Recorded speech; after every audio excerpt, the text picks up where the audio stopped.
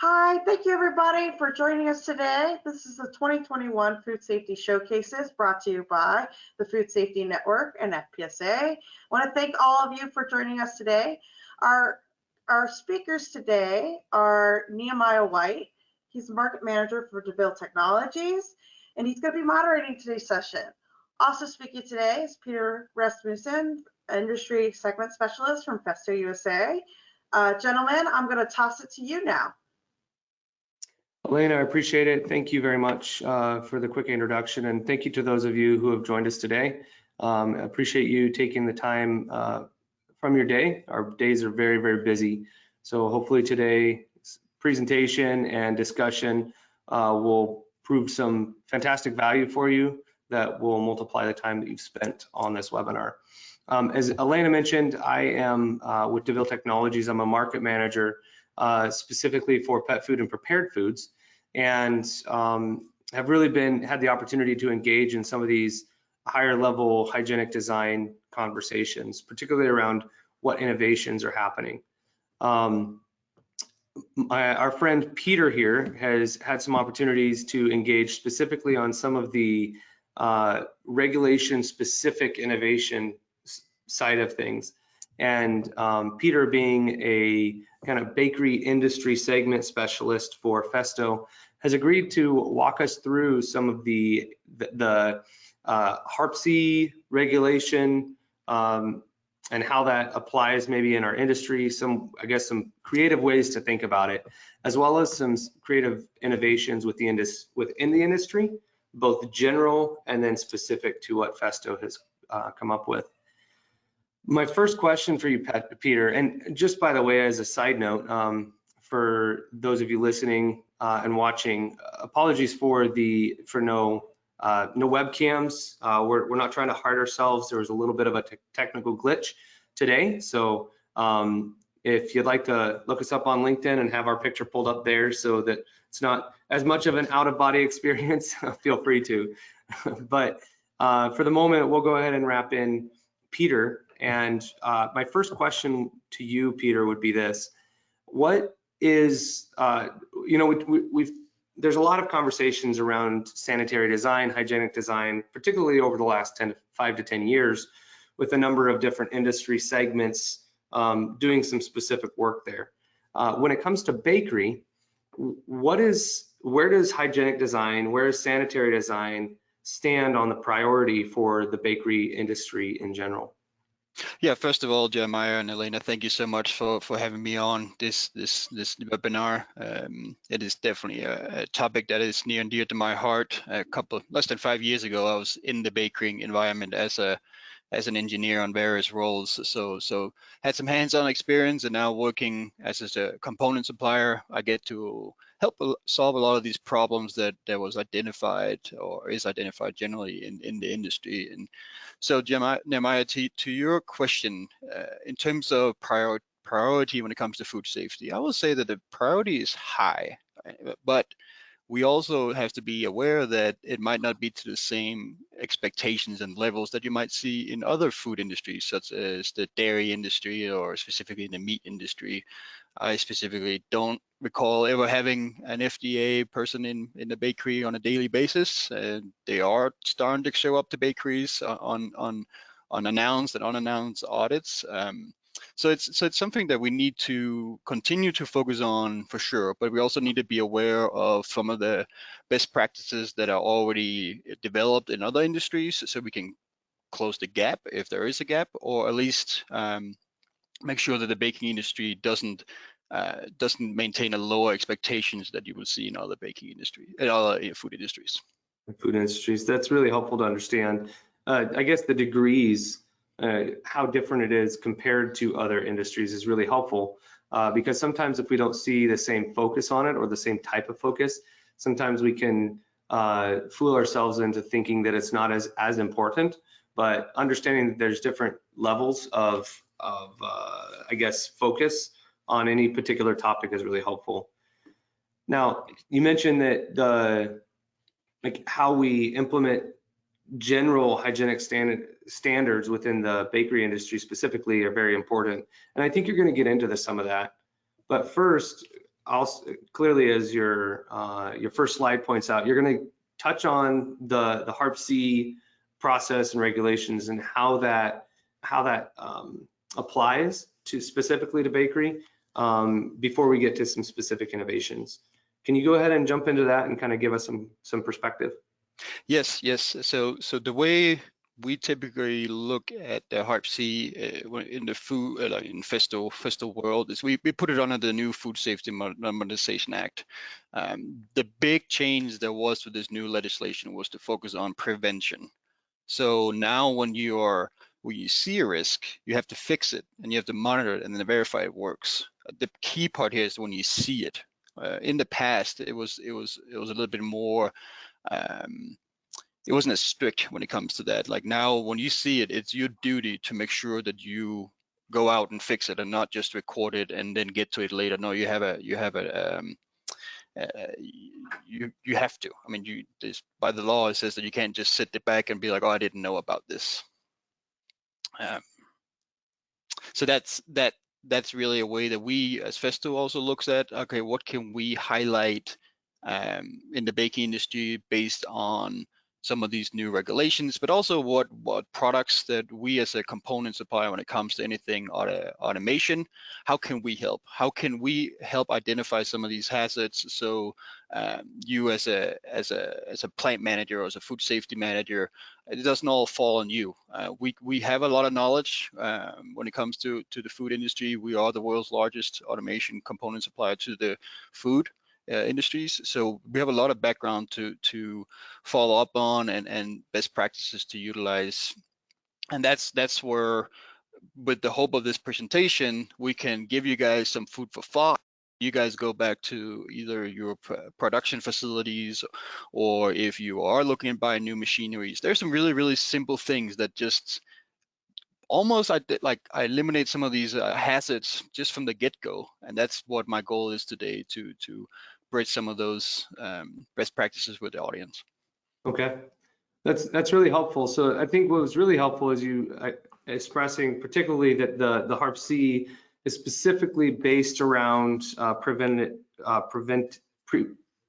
controls. So preventative measures, which sounds really similar to a lot of what FSMA has done and what maybe a lot of the industry has done with some of their standards that they've put out that focus on preventative controls around design. Does that sound a little bit accurate? Yes. I have a slide the next coming up where it shows just how small this little piece that we're going to talk about is in the whole scheme of Food Safety Modernization Act. I mean, we as Festo are obviously looking on a component level. There's more to it than just components, of course, because this is food that consists of ingredients, etc., and how to ship it properly. And this is not an area where Festo can offer advices, but everything, when you look at it, is based on prevention. It is not reaction, it's prevention. Okay, that's really helpful to understand. It gives us a baseline. I think that Peter, you have some kind of a really robust layout of specific components that have been identified specifically within the bakery world that are major, I guess, candidates for innovation and where Festo has done some specific innovation. Would you like to? I'd like to go ahead and just kind of turn it over to you to touch on anything left over from the regulation side and jump into where we're innovating, where you're seeing innovation generally in the industry, and then specifically at Festo. Yeah. So I'm going to go quickly through the first couple of slides here. We already kind of highlighted them, but just showing here. Today we're talking about the equipment and utensils under the Food Safety Modification Act, Title 21, Part 117. We, together with Nehemiah and I, we just talked about, there's a lot of focus on the prevention. So in going from should and wording from should to may to shall and must, and that is really the key change here, especially when it comes to components level. So before we get into the actual details, I just wanted to make sure that I highlight this because this is one of the big changes, especially for the guys on the call here. that might have machines going overseas, or if you are overseas and you try and get into the North American market, there's actually differences when you look at what is food contact surfaces. The new Food Safety Modification Act focuses mostly on what can happen during normal operations, while Europe focus on if it can happen at all. I want to keep that in mind as we go through this presentations, because I'll reference to a couple of scenarios where we talk about food contact surface, and keep in mind that can be a difference in way like North America and Europe looks at it, but it's critical to know that there are a difference. So today, we will talk about the detailed equipment and utensils, just to give you an overview of what that all includes. We'll jump straight into it for the first part, which is design of plant equipment and utensils. The big change here is that all the components that you pick and choose for your design and equipment and utensils, sorry, jump too fast. They must be easy to clean. They must all, if you know there's some key words here, it must be designed so that of such materials of workmanship edible, cleanable. It can be as simple as in this case tubing. Is that tubing actually fitted? Is actually allowed in the food facility? So if you have some tubing in you have an airline running in the bakery, and that tubing is hanging above a food zone, and you're power washing that food zone, is that tubing actually able to hold all the chemicals? Is it cleanable, so to speak, that it doesn't leach out any chemicals when you are cleaning it? You do not want any of these materials leaching into your product. That is a key point. It's a very simple point. I mean, how many of you think about tubing as a food safety risk? But it's a very critical point, because we all are using tubing in the facilities. So there is a very easy way to think going to your food plant and looking at your machine design. I mean, is those tubings, is those utensils and equipment actually designed to be in a food environment? The next item that I want to talk about is the design and the construction and the use of the equipment and utilities. So in the picture here, you can see this is a food grade machine, silicone grade. Most people would probably never ask questions, why is that sitting on this machine, and what is it doing there? And that's because it's been a best practice for a while to have food grade silicone grease that you either use to lubricate, let's say you have a chain or whatnot in the facility. In this case, this picture is taken from a brewery. So we're not just affected in the baking industry, but also in the brewing industry. But nobody would actually ask that question. What is it doing there? And that's because it's been seen as a normal standard. But when it comes to your cylinders, how many of you have actually thought about the cylinders that's mounted above your food zone? And if that cylinder has any sort of lubrication inside of it, what is that lubrication? Is that FDA approved materials? Is it edible grease and such? And that's one of the things that we find with the new rules here is simple thing is like a cylinder mounted above a food zone. We all seen depositors that might deposit some product, and it could be a linear actuator or some sort that's above the food zone. That could potentially drop, that grease that is on the shaft could potentially drop into your product. In this case, Festo does have multiple offerings when it comes to this. We actually have a full stainless steel cylinders on your left, but we also have the a round body, and we have a stainless square body. That is anodized aluminum if you're not in a high intensity washdown area. But that is some of those mind thinkers that we as Festo want to help machine builders, but also producers to be aware of, because this is a very simple one that could get you in a lot of trouble. For example, the cylinder you see on the right, it's again in a brewery, but there's open containers that flow below the cylinders, and this is, by the way, this cylinder is mounted 10 feet up in the air, so nobody would ever walk by and just look into and see if the cylinder is leaking, but there's open product running right below it that could potentially get some contamination, just from if it wasn't had the proper grease in there, then that contamination could lead to people getting getting sick. Now going further, so into more of the installation and the maintenance of the equipment. Again, the key word here is equipment must be installed to facilitate the cleaning and maintenance of equipment in adjacent spaces. Now, what does that all mean? That means, sorry, I need to change slide here. Oh. That means that simple things as the radii, when you have any sort of connections of materials, in this case, we're looking at maybe a stainless steel machine, that radii has to be larger than 3 millimeter to not allow particles and items to sit and not be clean. I mean, we all know if you have a sharp 90-degree, it's really hard to get in completely and get all the dirt out. Having a radii larger than 3 millimeters allows you to ease of cleaning. Also, not having any cavities, as you see on the right side, where materials can sit and build up over time, and just simple cleaning would not be enough. So when that comes to components level in the automation world, what does that mean? And in Festo, we have multiple items that fit this, what we call clean design. So you've seen some of our cylinders already. The previous, which is the round body and the square body, all those have been designed with the mindset of not having crooks and crannies. So when you take and wash it down, all the water would fall off. It doesn't allow it to sit in certain places where if you didn't come back and wipe it down, the water would become stale and potentially be an area for growth. It also, in fact, impacts our valve series. So in the picture here, you see our standard valve series, but it's encased in a special protection. We call this series the MPAC.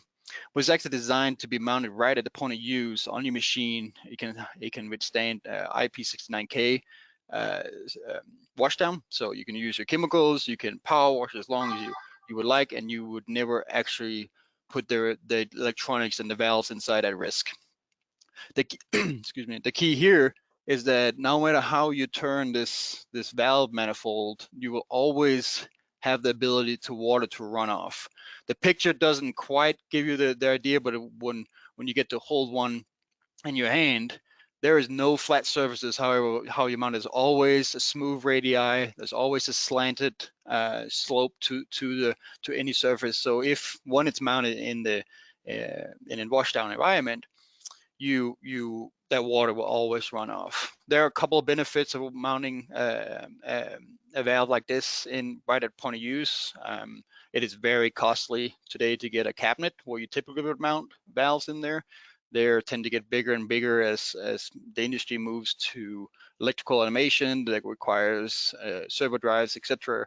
So taking the valve bank out and putting that point of use can really help you reduce the size of your cabinet, but also some energy savings just because you are actually filling less tubing with air because you are closer to the point of use. So this is the product that we see as a key player going forward in the baking industry.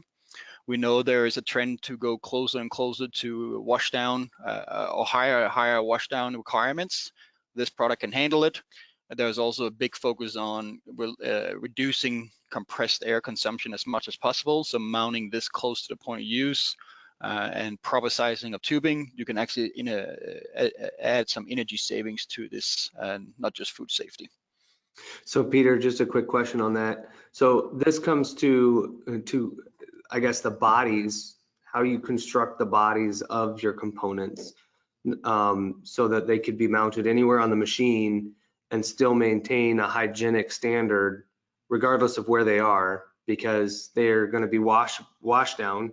They're not going to have nooks and crannies that are going to build up product, and they're going to save a lot of room and in your control panel areas. Is that right?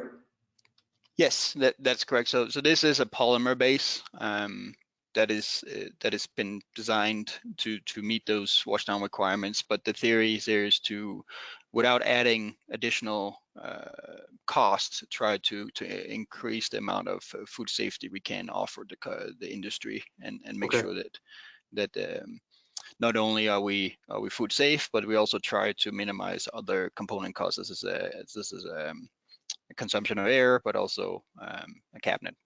Sure, very good. Okay. And go ahead, and I think you have a few more specific examples around some of these innovations. Okay. Yeah. So the next one is kind of an easy one. I mean, everybody know that anything that comes in food contact has to be cleanable. So using materials that can be clean, such as the best practice right now is stainless steel. We as Festo are experimenting with anodizing of aluminum that gives you the same washdown capabilities as stainless, but lower cost. What's unique to Festo, we offer all our testing and material material information to all our customers. So if they are going through an audit and a customer auditor asks for what is this component made out of, we can provide that right away. That's one of the things that we see as a key factor to make sure that we increase food safety awareness at all levels. Corrosion resistant, there's just some pictures of it. I mean, here you see some of our cylinders mounted in the environment. The one on the right is kind of a nice show that with the proper materials in the harsh environment, you can actually still maintain cleanability and such. I mean, this one's on a bleach line. It's been there for 6 months. It gets sprayed with bleach every single day, but you wouldn't be able to see it just from normal operation. The next here is the food contact surface and non-toxic material. It kind of dips into the same idea that we talked about, the materials being made of, like what is actually some of the non-metal materials made out of. So in this case, for a cylinder, every single cylinder has a little gasket in the front. We call it the scraper or sealing options.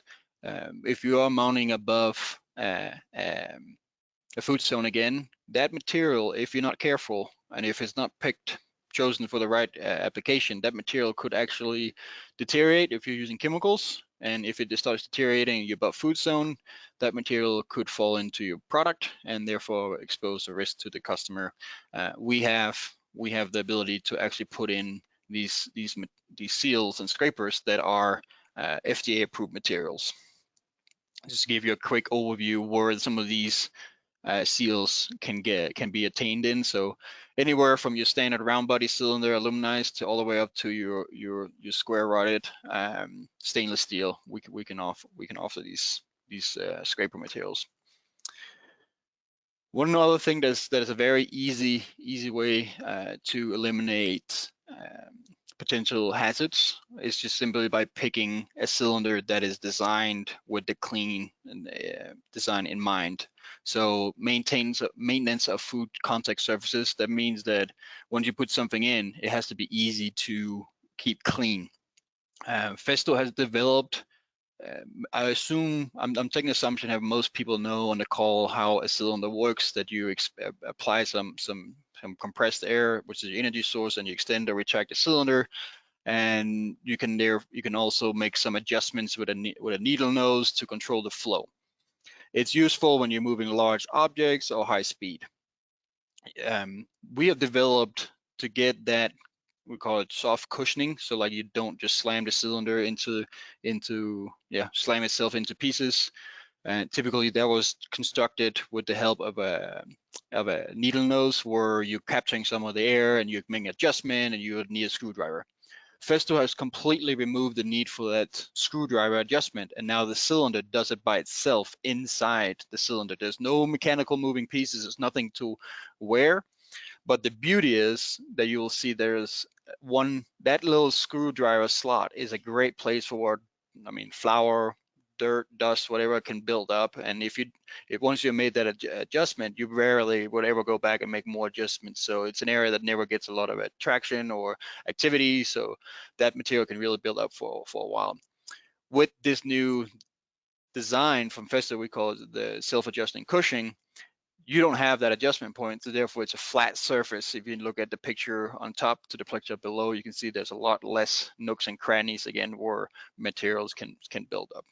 A very easy one to implement right away. that we offer this in all, like most majority of our cylinders, but if you already are using a Festo cylinder, swapping this over is as simple as just giving a call to Festo, and we can help the performance all stay the same. We offer this technology in a wide variety of our pneumatic cylinders. So going into seams, it's kind of piggybacking off what I just talked about, that there should not be any nooks and crannies in any of these cylinders or any of these components that you are in the food environment. There must be smooth, or there must be so that they can be cleaned very easily. You see some of the comments that FDA has provided, that it's either through design or through maintenance that you keep these clean. At Festo, one of the things that we like to highlight to customers, the simple thing is the fitting that you use on your machine can be a place where if you choose the right one, cleanability can be very easy obtained. You don't need additional maintenance, but if you choose the wrong one, this might be an area where you need to spend additional time to make sure that no buildup happens. So what does that all mean in general terminology? It means we tend to prefer to offer our customers straight threaded fittings with a actually included gasket. As you can see in the pictures on the right, the straight threaded fitting we call G-thread is able to seal completely against the material you're sealing against. There's no way for any sort of materials to get inside between the gasket and the fitting and potentially have a place for growth. Whereas you look on the left side, where it's a normal NPT fitting with some NPT tape on it. By design, a tapered threaded fitting will leave some threads exposed just because the way that this is how it seals against your material. Well, that's an area for bacteria or whatever to sit and grow, and especially if you're in an environment where you can't have any other foreign objects. And depending on what kind of pipe tape you're using, that pipe tape could come off and potentially provide a food risk. The picture on the left is an example of that. You can actually see that there are some pipe tape at the bottom that is about to drop, and we all know which way it'll go. It'll go down because of gravity. So very, very simple thing, but very, very easy thing to fix. And it can have a big impact on your number of risk that you'll see in a facility. There are additional components, there are additional benefits with a straight thread versus a taper thread. You could actually get a much closer seal, so you don't have any air leaks. So there's a little bit of air savings there. And if you are in an environment where you need to remove and install fittings often, a straight thread is way more preferred because you're not actually continuing to grind against metal. You're utilizing the seal for complete tight fit. Now, construction of equipment. This is an area that is very important because it really pertains to areas where you might not be in the food area, like it doesn't come in contact with raw food or whatever, but it's in the food facility. So what is that, and what does that mean, and why is it important? Think, for example, in a bakery that you are making bagels up front and you have an allergen changeover on a regular basis. How many times do you actually go out and clean let's say if you have a basket stacker, how many times do you clean the automation components on that basket stacker? Because those allergen dust, depending on how your facility is set up, could potentially sit on these automation components in your packaging area. And if that means that audio comes by and takes a swab, now you could potentially be in some complications there with the auditor and explaining. So from a Festo perspective, we have a whole line when it comes to not only pneumatics, but also electronics that are clean design. So looking at the cylinder on the page, you can see there's barely any nooks and crannies, all flat surfaces that are easy to wipe down or clean, however you prefer to do so. And all the little holes, mounting holes you see right now, can be plugged so you don't have a place for bacteria and such to grow. Just another example of electrical actuator where all the nooks and crannies are removed to allow for easy cleanability. Holding and conveying and manufacturing systems, this is more on the process automation side, and of course we as Festo offer a whole array of products here, But the key here is to be able to clean those process valves very, very easily, and to make sure that you don't have materials build up in your process line. So if you're running, for example, if you're running some sort of flavor line, and making sure that you can clean these components. We as Festo recommend using tri-clamps where possible. This become a big trend, especially in the baking industry. It's always been a big trend in dairy industry, but now in the baking industry we see the push for tri-clamps, so they're easily removable and cleanable, and make sure that you use sanitary ball valves, etc. In this case, in the picture, it is a pinch valve, which is probably the easiest process automation valve to clean. Literally, all it is a silicone material that pinches together using compressed air, and then it expands when you remove the air. But you can literally take this offline, put a new one in, and then take this one back, take the silicone material out, throw it in your wash system, put it back in, and put it back in the line. It's so easy to clean. There's no nooks and crannies inside of this component. Freezer storage compartment. It is not specifically related to Festo, but it's just making sure that they must be, like, freezers must be able to maintain their measurements devices that installed to show the temperature is accurate. This is more of a general announcement. Accurate precision, precise instrument controls. This is an area that we are looking forward to how the industry is going to adapt this. So it's like, take for example your yeast systems, etc. That's an area where we have seen an improvement when it comes to how to maintain proper control with computers, etc., and sensors. And this applies to not just the baking, but generally we want to make sure that we keep a good tracking, like, log of what is going on in these critical items, so we can record the temperatures, pH, acidity, water, etc.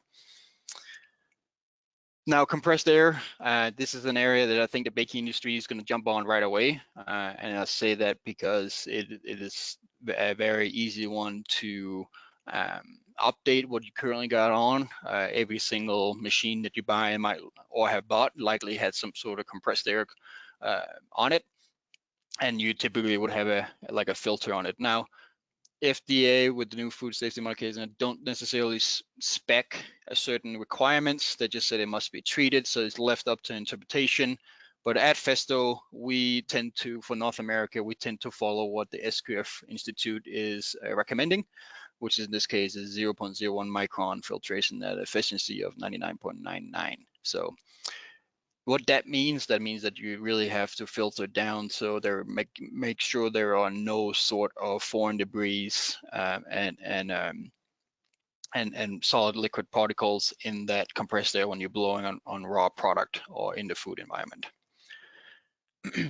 So I've been talking a lot about different products. The middle summary here is Festo has a lot of products that are already been tested and utilized in other industries, but we're also seeing a big trend up in the baking industry, such as the air prep I just mentioned. The wash down manifold, the MPAC, which is in the middle of your screen, is an area topic that I see more and more focus on, because people are looking for wash down and energy savings and cost reduction when it comes to machine design. So in the end, Festo has a lot of these components that we have sold for many years, but we also utilize these for jumping up for new innovations. So one item, for example, is on the upper corner, the VTUG. If you are going to put a manifold into a control box, well, why not make it so that these valves are actually mounted the most efficiently, but also you don't have to cut every single individual hole in the box. This is designed to literally just cut one big hole, you put the manifold in, you plug in the air lines, but the sealer we provide has already been approved for NEMA 4X, etc. And there we have something called hot swaps, where you can quickly remove the actual pneumatic control valves without having to take the whole valve assembly out of the box, and that allows for some quicker maintenance or preventative maintenance tasks, etc. So I think, Nehemiah, this is this is the end of my Yeah, yes, fantastic. It's really helpful, Peter. I mean, it's a really comprehensive overview of how these regulations and rules really apply to some of the innovations specifically that you've seen at Festo, and where the industry itself can be paying attention to some of these small areas that might be easy to overlook.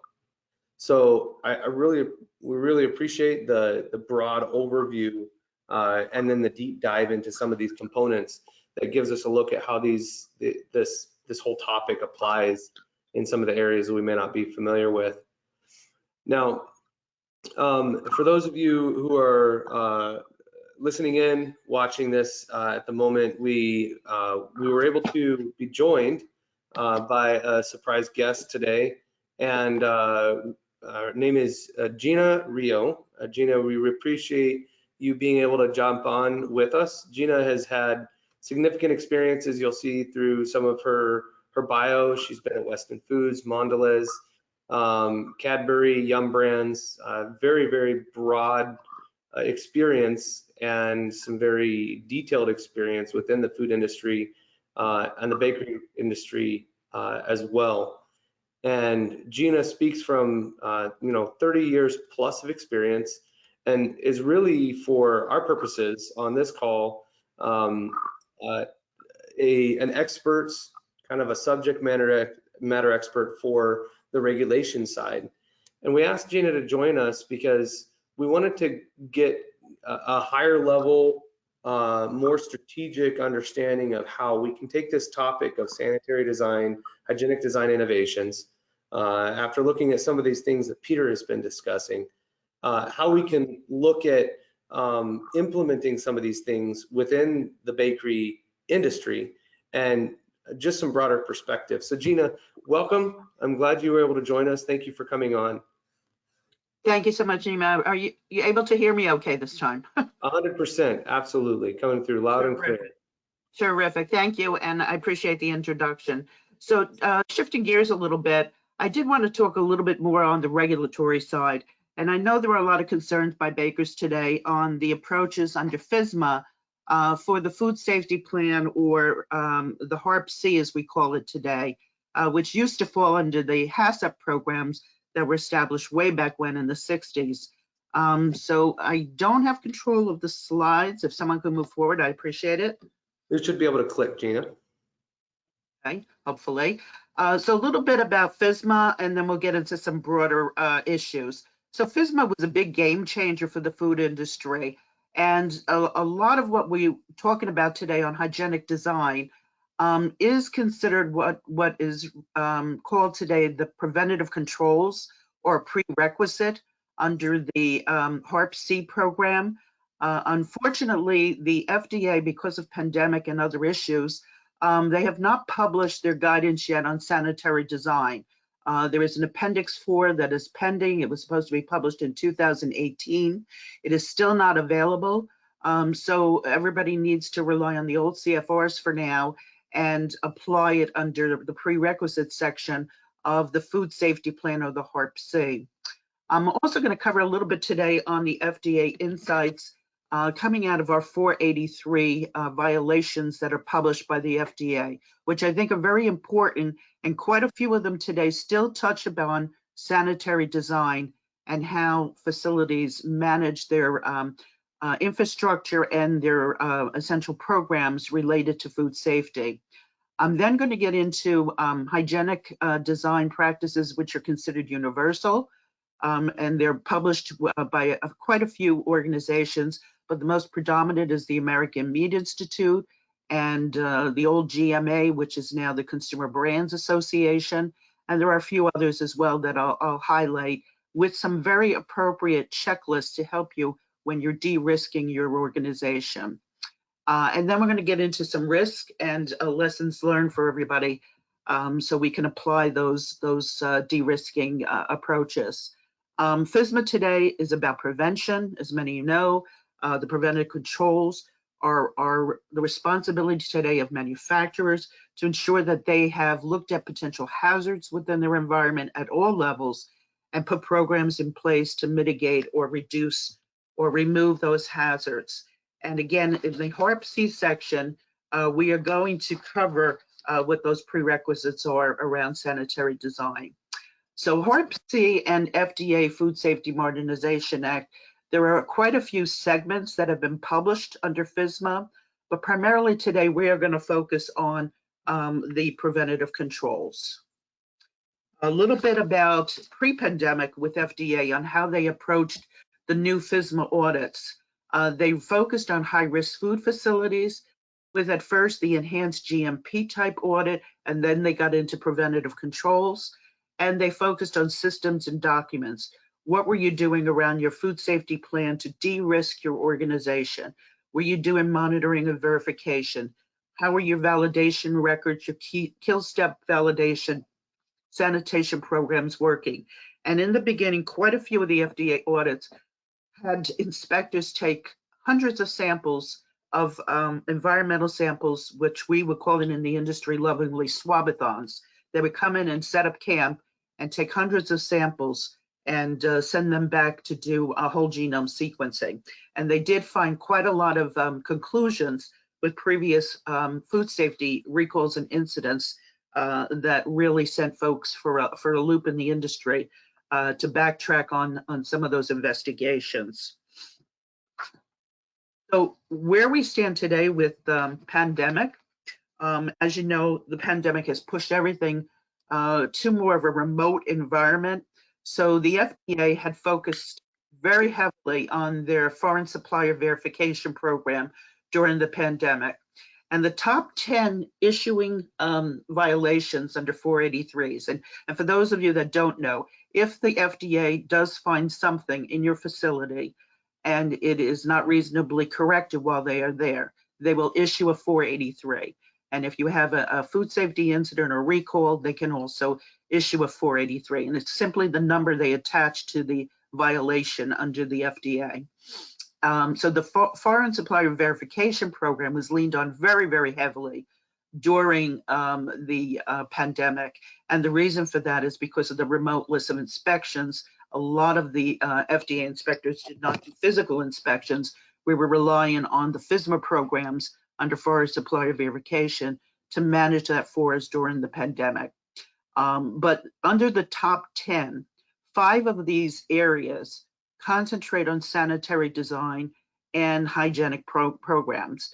And you can see pest control, the manufacturing process and packing and contamination potential of foods, including allergens and micro risks, sanitary operations and plant maintenance, construction and design of the facility and the equipment, the utensils, the maintenance of those programs, all very significant, which falls under sanitary design and how we manage and de-risk that. So today's day and age, you wonder, you shake your head, how can we have things like this? Because the GMPs and pest control programs and what have you have been around forever.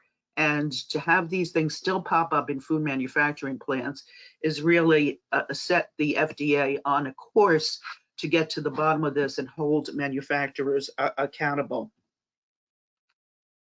So under preventative controls, which is the approach that we use under FSMA in the food safety and the HARPC program, there is focus today on the manufacturers to look at the hazards within their programs and prevent those or mitigate those from occurring. With the prerequisite program, which is where sanitary design would fall, this program would take into account your infrastructure, your utensils, your cleaning and micro and sanitation programs, what you are doing to inspect your equipment, if you're retrofitting, if you're putting new equipment in your facility or having some sort of change control done in your environment. How are you working into those programs, preventative approaches to help you with your HARPC? And all of that should be outlined as you're de-risking and putting your food safety plan together. And along with that, training and documentation are very vital with this. The FDA will check this. If you don't have the programs in place to have your employees trained, to have the proper sign off by your experts on the production floor and your PCQI, your preventative controls individual that's assigned to your facility. If they're not signing off on these documents, you can be in violation of adhering to your food safety plan. So all of these are very, very important today. And I also want to outline, as part of the preventative controls today, the FDA is shifting their interest away from some of these basics and focusing today on what they're calling their Closer to Zero program, which is the heavy metals that have come out in recent publications, where the infants and toddler formulas and baby products have had heavy levels of lead and arsenic and other heavy metals. The FDA has come under terrific pressure, started under the Trump administration, and is now moved into the Biden administration to do something to aid in consumers' concerns around heavy metals in food products. It is expanded beyond toddlers and infants, and this is a primary focus now of the FDA to make safe foods and remove the contaminants and heavy metals from food products as much as possible. Although some of these things are naturally occurring, unfortunately, in some of these ingredients, the FDA has put a program together called Closer to Zero, and they are holding manufacturers accountable and putting it under the Preventative Controls program. So very important today that, again, the complexity that food manufacturers have to manage is significant under these now preventative control programs for FSMA.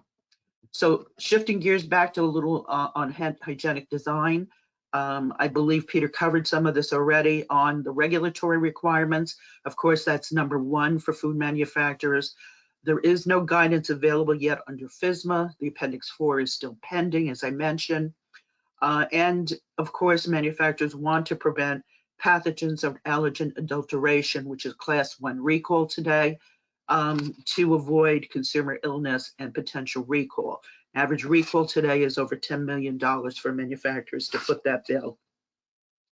So as you integrate into your supply chain review or your quality chain review for preventative programs, you can see in the red section, the HACCP or HARPC under the design stage, and then again under the conversion stage is very predominantly on the prerequisites for sanitary design, your utensils and equipment to design it in, or make sure as you're retrofitting your facilities, you're mitigating risk along that process.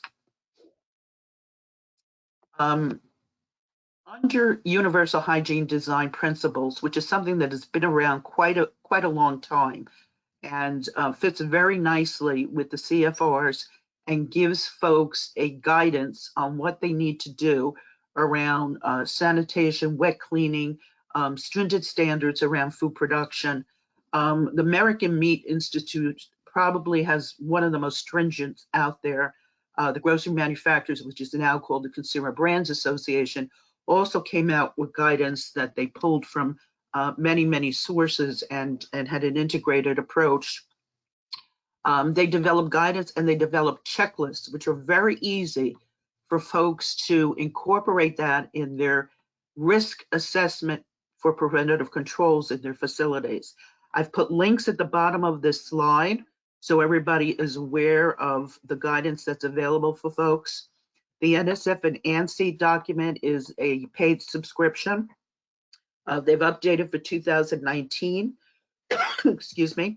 The other one that's out there, the One Voice for Hygienic Equipment Design and Low Moisture Foods, is another conglomerate from different sources and affiliations, and predominantly with the packaging industry, has put something together as well. It's a very good document and guidance as well.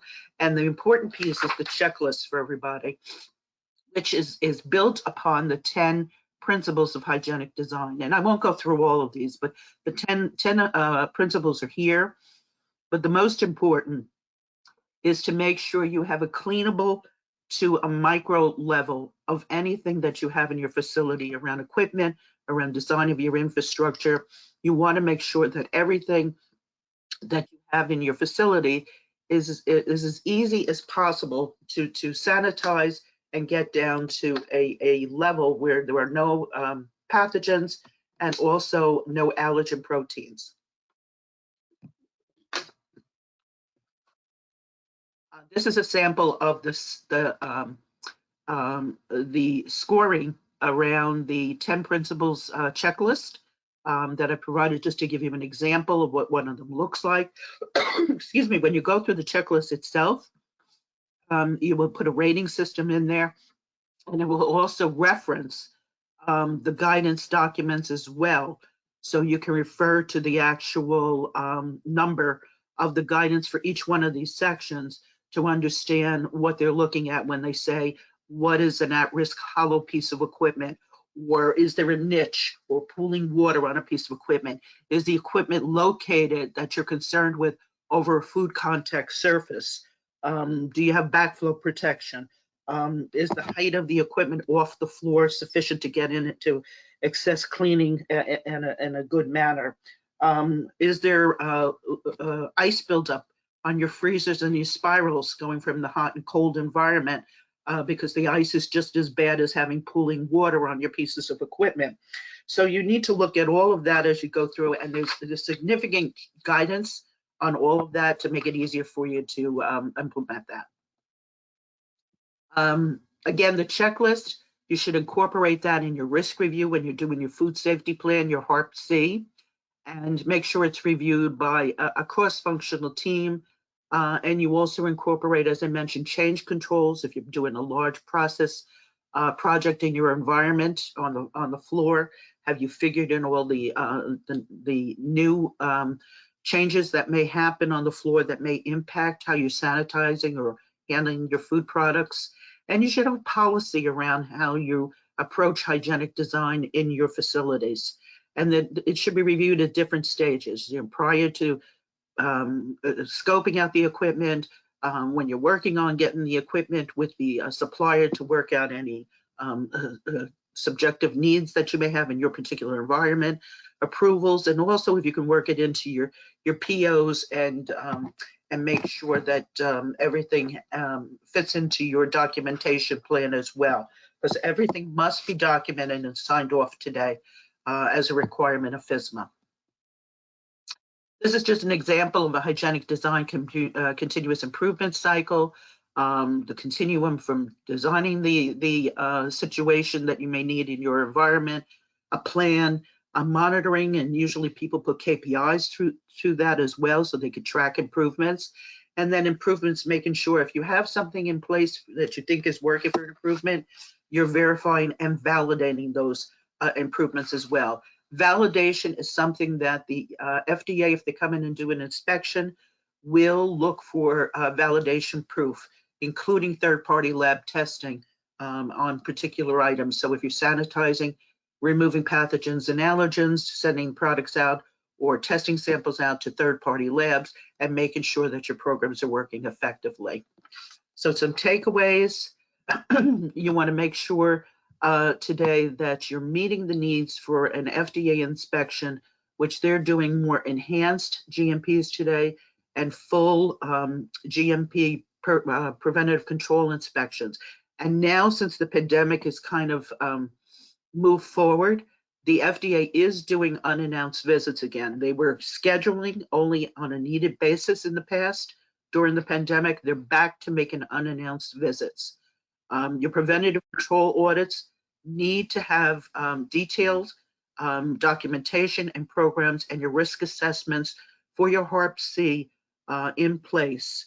There are some other dates that things kicked in because the pandemic again was prolonged. Intentional adulteration, as long as you have a food defense plan in place right now, it kicked in July. They are holding off with holding facilities accountable probably until 2021 at this point, because the prolonged pandemic has forced them to just hold off on the keeping folks accountable for now. The FDA is also focusing on some key areas that they feel that facilities didn't do a satisfactory job on improvement. That is around the 483, as I mentioned already, So sanitation, cross-contact or contamination, especially in ready-to-eat areas, cross-contact contamination for allergens. And everybody is aware the new sesame allergen has been added to the top 8. When you now have a top 9, they're going to be enforcing that in 2023. So folks need to gear up and get ready for that. Training and documentation is vital, as well as controlling listeria and salmonella in ready-to-eat foods. And they are looking and focusing on zoning and your maintenance of equipment and your facility infrastructure. So there's your sanitary design again. And with that, Peter, I'll turn over and wait. I don't know where you want to go from here. So really appreciate that, Gina. You touched on some of the areas that Peter had mentioned at the beginning, but you really fleshed it out for our audience and really helped us understand some of the areas that are going to be key and critical in understanding.